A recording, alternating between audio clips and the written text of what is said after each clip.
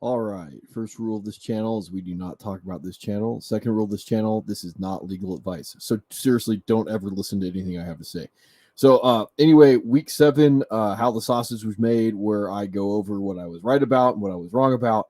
Lamar Jackson, basically really good at football, and I'm gonna win both. I'm gonna win this week. One league, I have the most amount of points that's going to be scored. In another league, I'm going to have like the second most. And Lamar Jackson, I played him in one of my leagues, and every time I looked up, I think he had scored another touchdown. So yeah, hopefully you either rolled Lamar Jackson or you didn't face him this week. I know Patrick Mahomes scored more points, but uh, Lamar Jackson seemed to have scored more touchdowns, to me at least. So anyway, I'll go over. I already kind of talked about the Jaguar Saints game in the sit start stuff. I might go over them later when I break down the snap percentages and all the other good stuff on Tuesday. But for the time being, I don't have much more to say about that. Other than Taysom Hill may actually be a tight end this year. So Raiders Bears, there's some interesting stuff in this. So Aiden O'Connell came in late in the game and did throw a touchdown pass. Josh Jacobs was ineffective. I did see that he was in and out of the lineup. I haven't seen anything on any injuries yet. I'm a little curious about that. Zamir White got some work. Devontae Adams, they said that they're not going to trade him. He dropped a touchdown, kind of on Devontae, 2023. That's like Devontae, like 5 years ago in Green Bay. Jacoby Myers gets it done, which I didn't think he was going to do it. I thought that Michael Mayer would have a better game than he did. Not there. And then Trey Tucker still hanging around, still stashable. Again, Aiden O'Connell probably should be owned in dynasty leagues, in regular redraft, maybe streamer down the line. I'll have to watch the second half of this game to see how well he played. Tyson Bagent, yeah, he's definitely ownable and maybe streamable. This is a decent stat line. May get better. This is the Raiders defense, who may not be good, but I mean, he almost got in on the ground later on in the game, 3 for 24. So very low end streamability from that rushing upside standpoint. And then hopefully, you rolled Deonta Foreman, guy in one of my leagues. I think maybe 2 of my leagues, guys didn't roll him out. They sat him on the bench. I don't know why. If you got a running back that's going to get the what looks like the full workload, you should be using him. Doesn't matter what the situation looks like. He went for like 30, 31 himself. He's another guy that I kept looking up, saying, did he score another touchdown? He had 3 on the day. DJ Moore, I mean, 40-degree days are still 40-degree days. They're worse than or they're better than a guy going out of his way to lose you your week. We'll get to Bijan later, the guy that I can't talk about. And yeah, that's about it. Cole Kmet zeroed, but you probably should know what you're getting with that Bears offense at this point. Justin Fields, I did read someplace that he may actually have a chance to play next week. I don't know. I kind of would doubt that. I would definitely think that they might give Bajan another week at this point. So in one of the again, fantasy football, we all know nothing of what we're talking about, especially me. So Deshaun Watson did not play well. He went out of the game. PJ Walker came in. Jerome Ford busted off a 69-yarder on the opening drive. He rolls his ankle. He was in a boot later on. Kareem Hunt scores 2 rushing touchdowns, not very efficient. Pierre Ford is probably going to be like up there on the pickup list for waivers this week. Elijah Moore gets 7 targets. David Njoku has that, for a tight end, this is a very good week. Amari Cooper does not do well on 8 targets. Jerome Ford, again, like this is the difficult thing. Jerome Ford is a good pass receiver. 4 targets, 2 for 20, like those higher efficiency type of usage. Unfortunately, he's probably going to be out, for a month. I'm going to guess right now. Who knows what I'm talking about? Gardner Minshew almost gets it done. As much as I joke about him on this channel, again, low end starter, high end streamability rest of the season. Gets it done with 2 on the ground and 2 more in the air. Had 4 total turnovers. Again, that's always the quarterback's fault. He's got to take care of the football. But almost wins them the game. I saw that there's some weird penalties late in this game. I might actually go watch the replay to see what actually occurred in this one. Jonathan Taylor and Zach Moss, are both right now relevant. Jonathan Taylor, this is his first, JT performance, the one that we were expecting so far this year. I could definitely see it staying pretty much a 50-50 split, and this kind of being the offense going forward. Michael Pittman gets it done on a 75-yarder late. Josh Downs, he had a 59-yarder for a touchdown on a free play, but still getting it done. This is a guy that, I already talked about, should have been picked up. I didn't think that he was necessarily rollable in this matchup if Alec Pierce played, but obviously I was wrong about that. And again, I said I didn't really want any piece of Jonathan Taylor or Zach Moss, and it turns out hopefully you rolled your Jonathan Taylor shares. But with 6 teams on bye, I imagine a lot of people were kind of hard pressed on who they were going to play. Let's see. Bills Patriots. So for the guy out there that left a comment about benching Stephon Diggs for Rashee Rice, I was this close to being right on that one. A 25-yard touchdown pass with 5 minutes left to go in the game, and I would have been right. And then Dalton Kincaid, 8 for 75 on 8 targets. I don't know if he's predictive. I'm sure he'll be on people's lists. I just don't know if we're going to be able to know if this game will ever happen again. For this to happen, they shut down Stephon Diggs for most of the game. Gabe Davis, 5 targets, but only 1 reception for 6 yards. Dawson Knox, 3 targets. And then it becomes Dalton Kincaid's game. So James Cook gets it done on the ground. Again, this is another guy I said bench, but obviously if he can do this 3 for 46, and that's what he needs to do as a floor to be an RB2. And then he goes along with 13 for 56 on the ground. That's all he's got to do. I was a little surprised that Latavius Murray wasn't a little bit more involved, but he's 33, and what are you going to do about that? And then from the Patriots perspective, this is a little surprising that they weren't horrible, but there's more surprises today than we were even really probably expecting, considering it's fantasy football, and we know that we're just going to get surprised all the time. So Ramondre is finally gets that receiving work, 6 for 51 that we've been waiting on. I traded him in one league, and I kind of regret it now. But I still tend to think this is going to be a timeshare. Zeke gets the rushing touchdown. Kendrick Bourne gets in there. I just don't know how much you're going to be able to trust any pieces of this, but this is just one of those Bills games. Josh Allen, he's a turnover machine. He may not be Jalen Hurts as a turnover machine. We'll get to him later. 1 fumble lost and another interception, and that pretty much dooms your week against what may be the worst team in football from an offensive perspective. Commander, Redskins, Giants. Finally, we get what we were paying for when it comes to Darren Waller. Saw this today, 7 for 98 and a touchdown on 8 targets. This is kind of what we were expecting coming into the season. Hopefully the schedule turns it around. Jalen Hyatt, 5 targets, did get 42, a long of 42, 2 for 75. Definitely stashable at this point. He's going to have a spike week. It just depends on, can we ever predict it? I don't know. I did see Barkley hyperextended his elbow, did have 341 and a touchdown through the air. But he finished the game from what I saw. And I said this, Tyrod Taylor's probably not streamable. And I believe he was quarterback 6 on the week. So again, don't listen to me, but that's what happens when you have this, these rushing floors. And then he just gets it a little bit done through the air. Not necessarily the greatest day, but those 2 touchdown passes definitely hurt or help. Sam Howell, again, playing with fire. I think he had 10 total points in fantasy through an interception. Terry McLaurin, that's that monster target share comes through. Nobody else that I think was fantasy relevant. I did say it was a B-Rob week.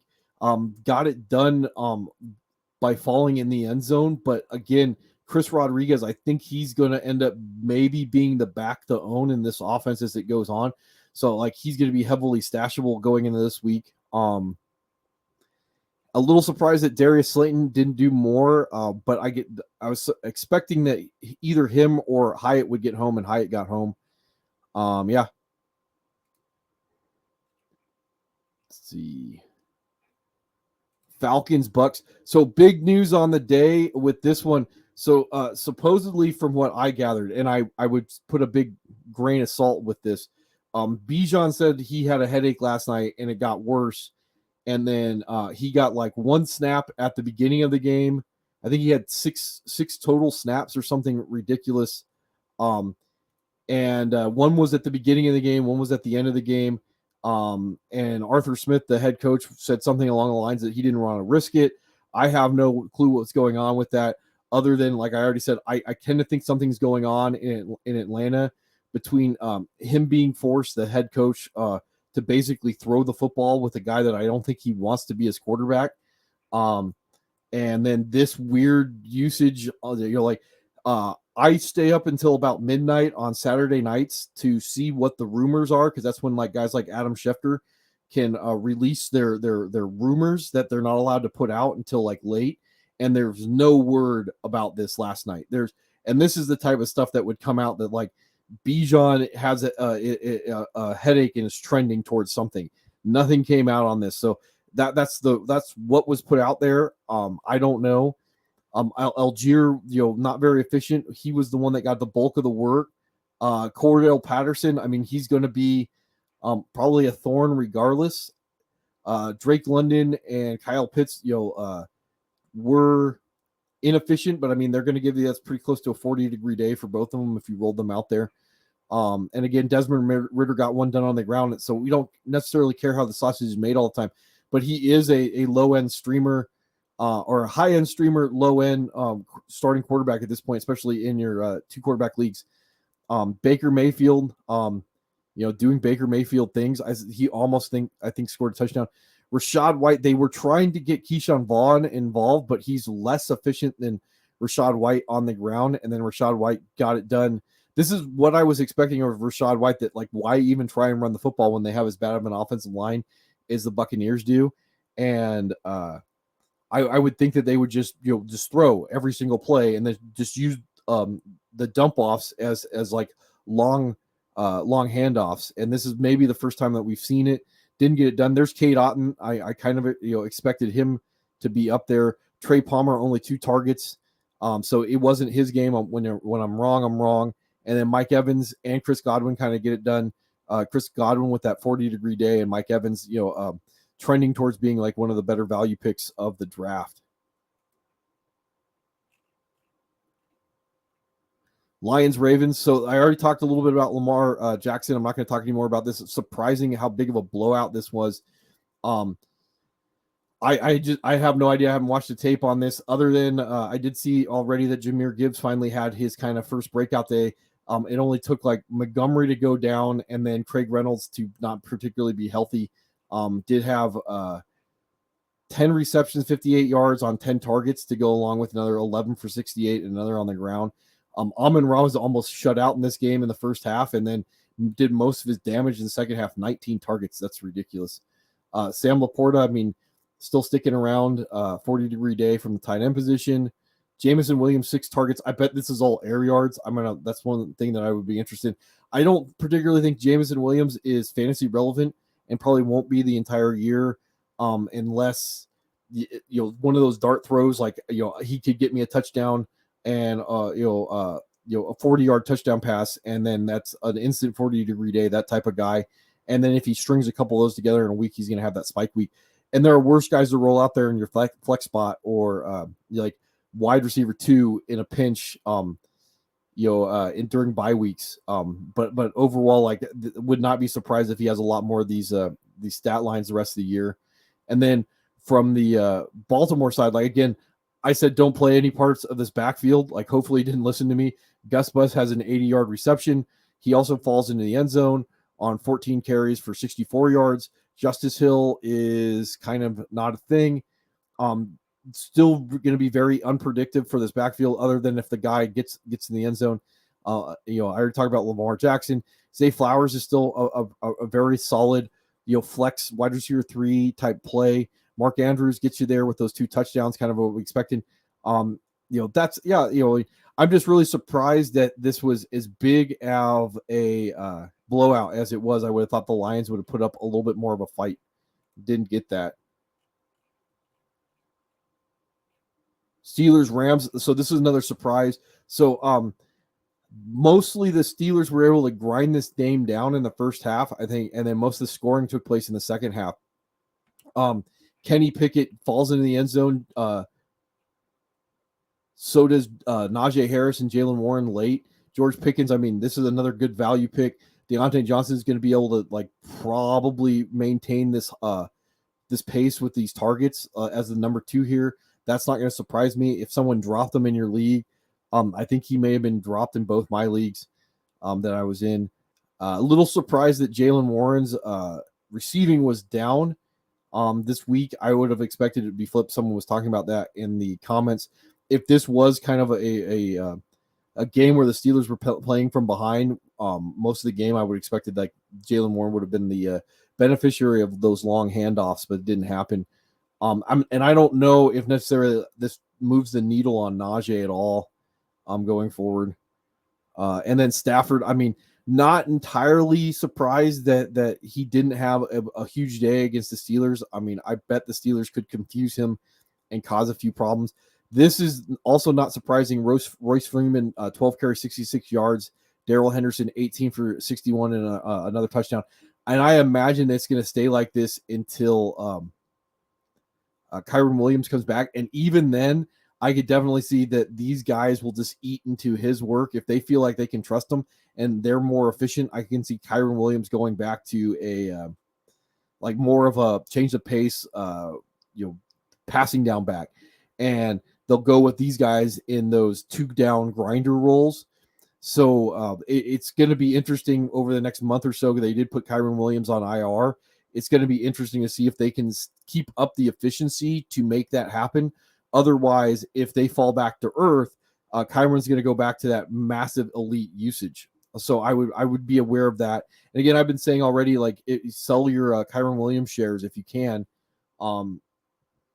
This may be another indication. So if you have someone in your league that's not paying attention to stuff like this, obviously always trade injured players, never trade for them. So Puka, this is another interesting. Puka does 12 targets, 8 for 154. Tutu gets there on his 2 targets. Hopefully you didn't roll him out unless you did, and then good for you. Cooper Kupp's only 7 targets, 2 for 29. So that's kind of how I would expect it to go forward. That you're going to have your Puka weeks and your Cooper Kupp weeks. It's already been discussed that Puka may be better against teams that are a little bit more zone heavy that can't run man, and Cooper Kupp runs better against teams that run more man, and he can beat the man. So I'm going to be interested in see how the stats and the tape breakdown to see if the Steelers were mostly in zone, and that's why Puka was having his day, or if Cooper Kupp was just shut down. I'm going to be interested if the Steelers ran man and they just shut down Cooper Kupp and Puka was the beneficiary. But there are probably going to be weeks where they both eat, and then there are going to be weeks where it's one guy or over the other guy. They just take what it is. That's one of the knocks on Matthew Stafford back from winning with the Lions. This is why, 2-3 years ago, I missed on Cooper Kupp. I actually had Cooper Kupp as my number 2 wide receiver that year, but my draft strategy was to fade the wide receiver position. And my number 1 that year was DJ Moore. And I got DJ Moore in the 5th, and I was hoping to get Cooper Kupp in the 6th, and I missed him by a pick. And I kind of changed my draft strategy after that to make sure that never happened. I always draft up now. I never let guys fall to me. And anyway, the whole point behind it is I didn't think Matthew Stafford was that good a quarterback. I thought he was probably a beneficiary of throwing to receivers that could go get the football. And I was sort of right and I was sort of wrong. But going forward, what Matthew Stafford has a reputation of doing is locking onto his number 1 and putting the football there. So that's kind of what happens if he decides that it's going to be a Puka week. If he decides it's going to be a Cooper Kupp week, that's where the football is going to go. And for us, maybe we can guess man weeks versus zone weeks. Maybe we can't.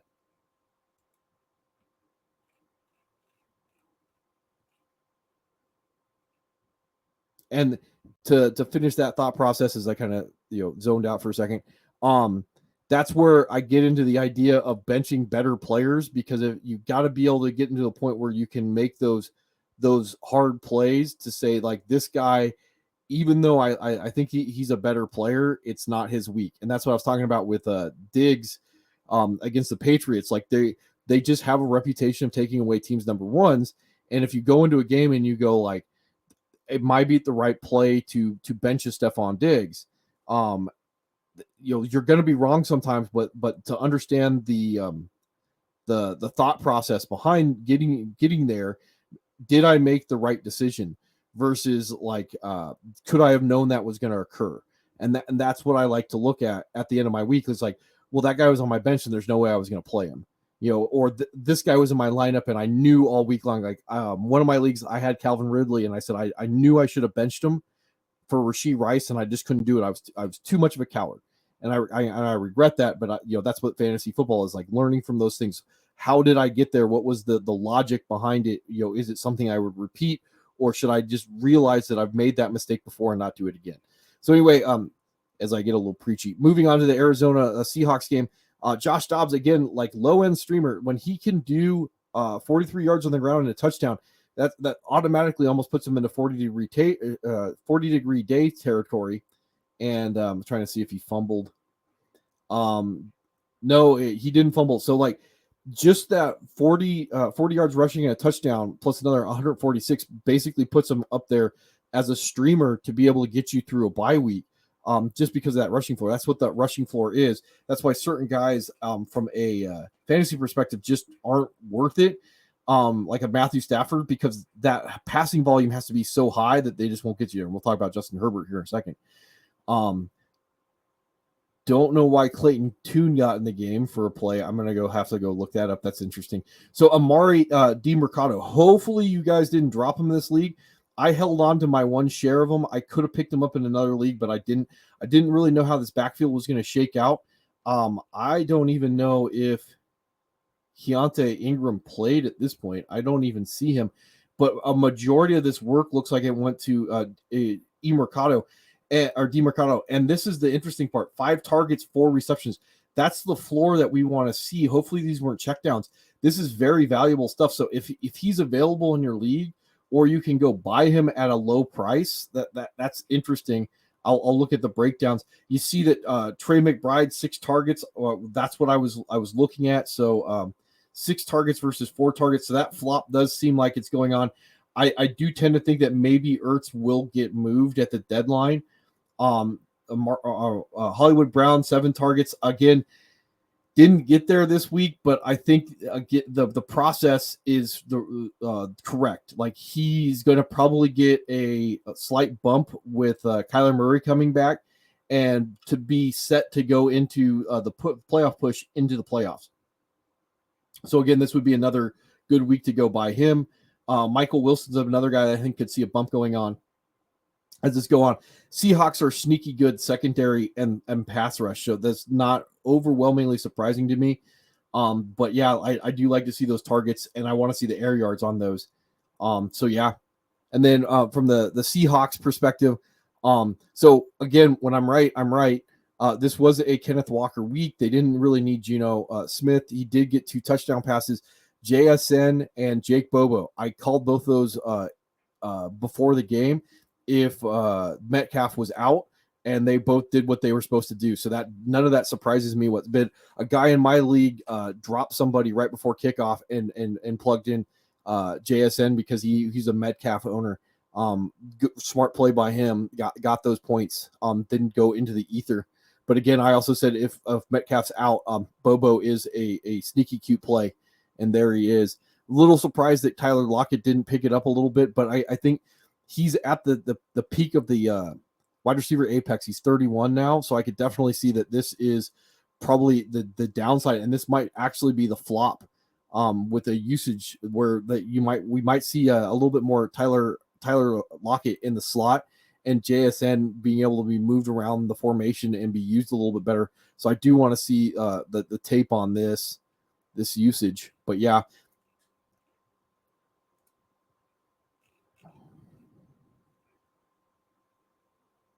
Packers Broncos. So another surprise. Like again, this is what Sunday in the NFL is with fantasy football. So the horrible, really bad, no good Denver Broncos able to pull one out against the Packers.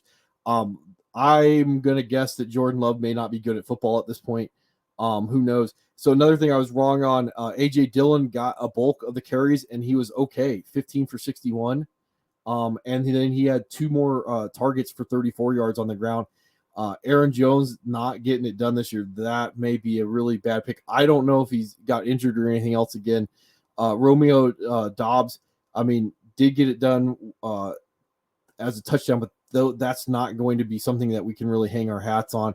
Luke Musgrave, I did see got knocked out, was in a walking boot. I don't even think that he was en route. I mean, that's another one. When I'm wrong, I'm wrong. Luke Musgrave. Christian Watson, I mean, this is just really disappointing stuff against a really bad defense, and they still couldn't get it done. Jaden Reed, again, another one I was like, don't play. He gets it done with a touchdown. But again, those are going to be really hard to predict in bad offenses. Russell Wilson, I think they're running him out of town. Does get it done to Cortland Sutton. So that was the one Bronco that I would have been okay playing outside of Jaleel McLaughlin. And McLaughlin only one reception. So like that usage. But the other interesting thing is Javonte Williams does 15 for 82. And then he did get 3 for 14 through the air.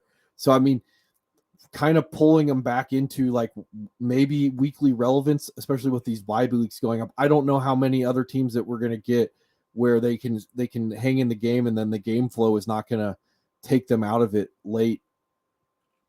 And then Judy, if you're wondering, I don't, if you're wondering about Jerry Judy, whether or not he gets traded or not, or whatever goes on, I just don't see, this isn't going to win you any leagues, 5 for 64 and 5 targets. And then Marvin Mims isn't a thing either. So, I would be more interested in holding Cortland Sutton on the off chance, like maybe he becomes a target funnel if there's trades. I know we might talk about potential trades. Otherwise, like it may get really hard for him if Jerry Judy gets traded, or if Cortland Sutton goes someplace else, it might be really hard for him because he might be a peripheral piece to an offense. So I don't know how much value any of these guys are worth. And again, these are the type of guys that I would be looking to overpay to get a better piece if I could, even if it's a guy like a Hollywood Brown. Sending a Cortland Sutton and something else to get a Hollywood Brown would be more interesting to me at this point. Chargers Chiefs. So Patrick Mahomes did go 424, 4 touchdowns, had a pick, did put another 4 for 29 on the ground against this Charger team. Justin Herbert, again, if you don't have the nimbly bimbly and you just don't have this high enough passing volume, like Patrick Mahomes can get away with that 424, 4 touchdowns. Justin Herbert, 259, 2 picks and a touchdown, just ends up having, those 40-degree days. And that's just, if you're paying premium costs in a draft to get a guy like Justin Herbert, and I think in a lot of drafts he was going like quarterback 6, quarterback 7, and he did look good for a while, but the reality of it is a 12-point week from your quarterback is a sub 40-degree day. He's going to lose you that week. And if you paid a premium price to get that guy, he can't lose you your week. So as opposed to another guy I was talking to my co-manager about with Jalen Hurts, who I call a turnover factory. And so is Josh Allen. They're both turnover factories. But I don't care when they're giving me 20, 24, 25 points a week.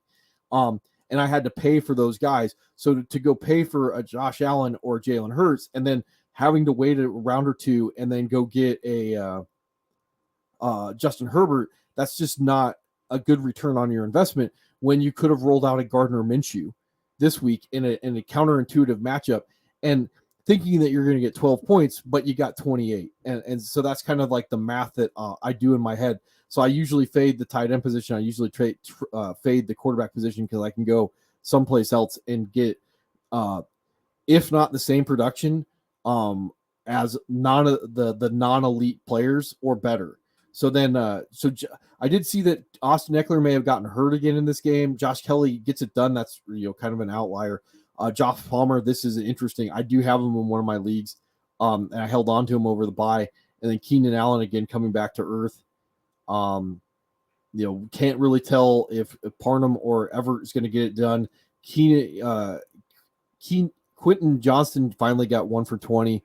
And then on the Chiefs side, Isaiah Pacheco, got it done again. Wow. So like maybe Isaiah Pacheco, I would say, is a low end running back one at this point, especially with considering the running back market. Sky Moore, Kadarius Toney, Rashee Rice, I could definitely see that Rashee Rice is going to continue to work up into the food chain and probably finish the season as a high end running back or wide receiver 2, maybe even a wide receiver 1 at this point. I want to see the snap shares on this. I don't think he's going to get vertical shots down the field, but from just a yak monster guy that may end up getting just being on the field and can put together volume. I am excited about that. So again, this would be another guy that, like, if I was looking to buy, I could take Courtland Sutton and put him together with somebody else and like a Najee and go, hey, can I get Rashee Rice? That's something that I would think about. You're going to get a lot of no's to that, but at the very least, like, people have to start thinking about it, and then that's how I get a lot of trades done. And then Clyde. So yeah, that's going on. Then obviously Travis Kelce showing why he's the biggest unicorn in fantasy football. And then to finish off the Dolphins-Eagles game, I did kind of watch a little bit of this at the end, and I'm not going to say panic on the Dolphins. It may end up being that the Dolphins are not a fantasy cheat code against better defenses. So that's something to be paying attention to as I smack my headset. Raheem Mostert didn't really get it done.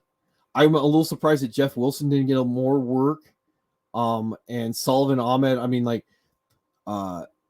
little surprised that the game flow went the way it did. Didn't get a lot of sacks either in this game. Jalen Waddle, he's going to be there. Jalen Waddle's going to get there. It's just probably going to take a while to kind of figure out how to work around it, but that's still good. Did see that Chase Claypool was active. I don't know if he played at all. That's something I don't even think I'm going to be able to get any snaps on that other than snap percentage to see what was going on with him. And then the Eagles, Jalen Hurts is a turnover machine, fumbled through an interception for a touchdown. Gainwell got in on the ground. DeAndre Swift, again, like low end passing work. Not a Devontae Smith week.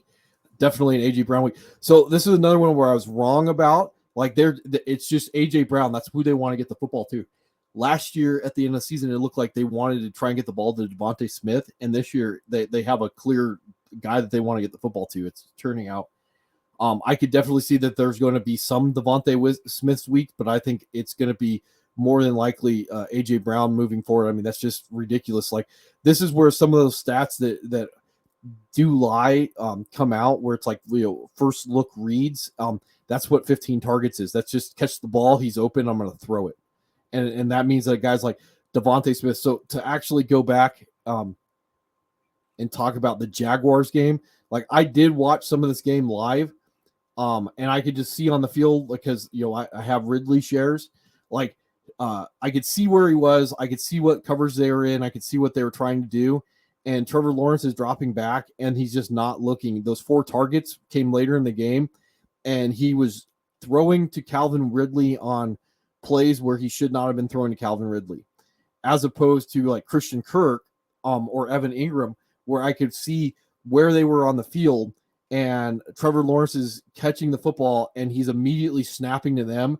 And because of the mismatch or the pre-snap read, he's just throwing them. And that's kind of where that 44-yard touchdown went to Christian Kirk. Like, so like, that's just stuff that, like, to see how guys are being used. Like, if they're just not going to run an offense in Jacksonville where Calvin Ridley is a guy that they're just going to pepper like those 15 targets to, he becomes very non-predictable, and he moves like from even a wide receiver 2 into that, like, I don't want to roll you as a wide receiver 3 flex range, because if you burn me in those 2 positions, I can still probably win my week.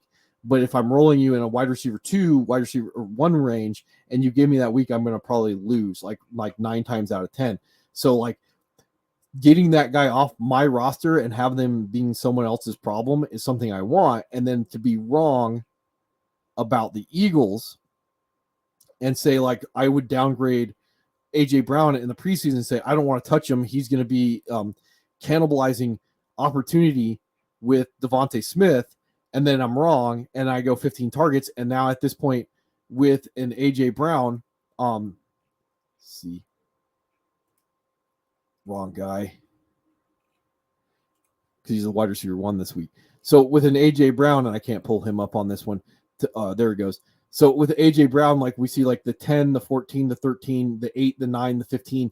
Like I don't think you're gonna be able to pry AJ Brown away from anybody. But those are the stats that I would be looking for, because that's like they are going to pepper him. They want to get him the football. There's different ways they're going to try and get this guy the football. They're not just taking deep shots. They're giving those design plays, those yak opportunities, those zone opportunities. Those are the type of things that I look for. And I know like, everybody else is like, oh, of course, like you already see it, but it's like, how, if I didn't hit on that, how do I get that guy away from somebody else? Like those are things I look for, but that's the same reason why I can look at like where's Puka at? Like these monster target shares, like that's what I'm looking for in a player, and because that's why opportunity is still king. So anyway, I'm kind of rambling now. Just got done looking at how the sausage was made. Hopefully you rolled out the right guys and not the wrong guys, and then when you're wrong, you learn from it, and we move forward. So anyway,